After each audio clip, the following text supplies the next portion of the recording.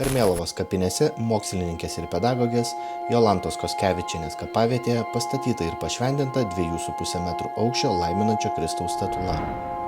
Tai neoklasicizmo laikotarpio garsaus danų skulptoriaus Bertelt Thorvaldsen 1827 metų sukurtos Kristaus statulos replika. Statulos originalas yra Kopenhagos katedroje. Wikipedijoje rašoma, kad Bertelt Thorvaldsen skulptūra Kristus yra pati nuostabiausia Kristaus skulptūra pasaulyje. Ši Kristaus statula naudojama kaip mormonų bažnyčios simbolis. Kitaip nei po pasaulį įsibaršiusios Bertelt Thorvaldsen statulos Kristus replikos, Karmėlavos kapinėse pastatyta skulptūra pagaminta ne iš marmuro, o iš 2 skirtingų medžiagų – granito ir bronzos. Viena vertus, tokį medžiagų pasirinkimą lėmė tiek mūsų klimatas, tiek ta aplinkybė, kad statula pastatyta atviroje erdvėje. Antra, toks medžiagų pasirinkimas suteikė Kristaus figūrai papildomo išraiškingumo. Nuogos kūno dalys – galva, dalis krūtinės, rankos ir pėdos pagamintos iš bronzos. Toga dengiama kūno dalis iš skandinaviškojo aurora granito.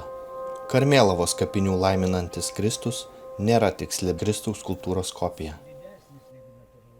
Tai personalizuota šio kūrinio replika, pasižyminti išskirtiniu vizualiniu lengvumu, kurį suteikia 2 skirtingų medžiagų apjungimas. Nors kuriant statulą buvo panaudotas originalo 3D modelis, jis buvo modifikuotas.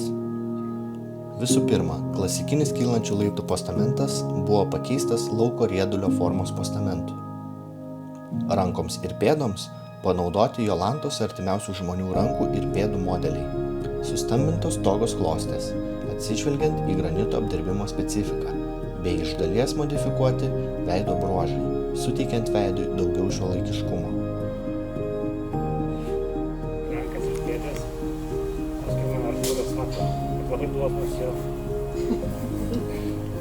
Nesueina tenais plečias, o jau šitą.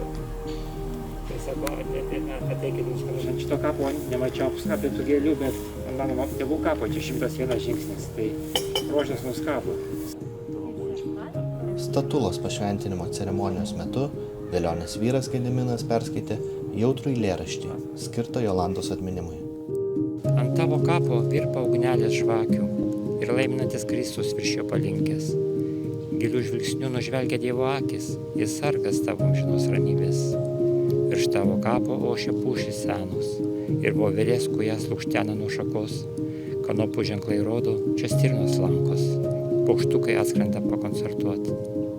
Tavo išvaikščiotas takai sugrįžtų, bandau surenkioti, ką patyrėme kartu.